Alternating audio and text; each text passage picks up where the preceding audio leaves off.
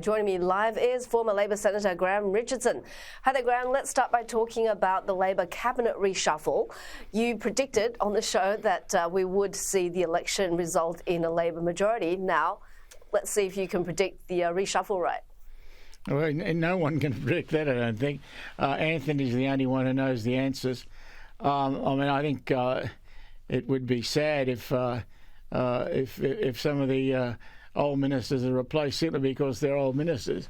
If you're good, you should be able to keep your job. And I think the cabinet's behaved and performed really well. It's been unified. We haven't had internal fights. There's been no drama.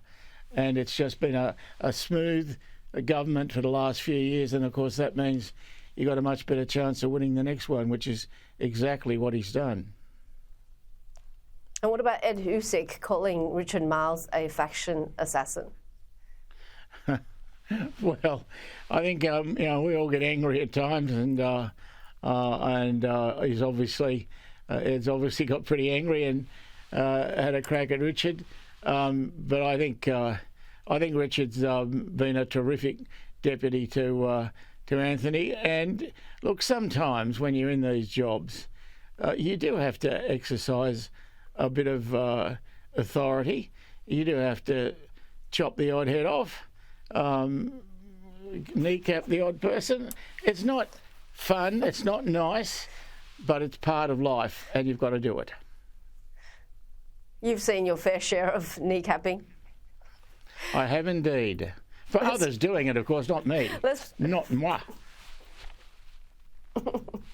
Let's talk about the Liberal leadership race. At the moment, it's looking like Susan Lee and Angus Taylor, with this, possibility of Tim Wilson.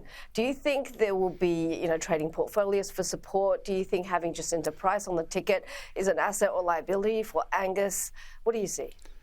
Well, look, it seems to me that the Liberal leadership is more important than usual, because when you've been clouted the way they have, and you're out in the desert for more than 40 days, one would expect, then what you have to do is pick the right people and give them the real power to do whatever it is they need to do. Now, it seems to me, when looking at the horse flesh, if you want to put it the old way in Australia, the horse flesh that they've got parading for the leadership down in the mounting yard, you've got Susan Lee, a polished performer, Taylor, who's a good performer, but probably hasn't lived up to the promise we thought he had. And after that, you've got Buckley's. I mean, there's just no one there. The Liberals have got a huge problem with this because it's not merely accepting that it's difficult to find a leader or a deputy. There's not really the talent to fill 17 cabinet spots either. I think this is a real problem for the Liberal Party. They've had a talent drought going into the federal parliament, which their machine should have foreseen and should have done something about. So the Liberal Party machine's got to take a bit of a hit for this as well. And what about Jacinta Price now being in the fold? Does that change the talent vacuum? She may as well have been in the fold. She was always going to vote with them. So people are getting excited about this. I think we all knew she was a Liberal. So, and whether she was a Liberal or a National didn't really matter. She was one or the other. She wasn't Labor. That was obvious. So, whatever she does, she does. She's a competent woman. She handles herself pretty well in front of a microphone and an audience. And so she's no doubt got plenty of fish to fry before we see the end of her. Finally, what do you see ahead for China-US trade? We've heard these encouraging noises coming out of the trade talks, but it sounds like a period of long, painful, drawn-out negotiations going forward. Oh, it will be long, and it will be painful. I think I'd have to agree with both.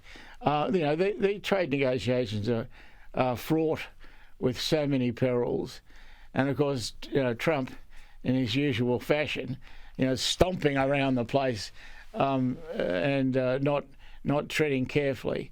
has really opened up Pandora's box. Who knows what's going to happen next? I know that one thing I'm certain of, Trump's got no idea what will happen next because he doesn't know what he'll do next. He's one of those guys who just reacts to the moment. He doesn't have plans. He doesn't have coherent policies. He just has reactions. Some are good, most are not. Okay, so adrenaline-packed political world to come. Thanks so much for your time. Great talking to you as usual.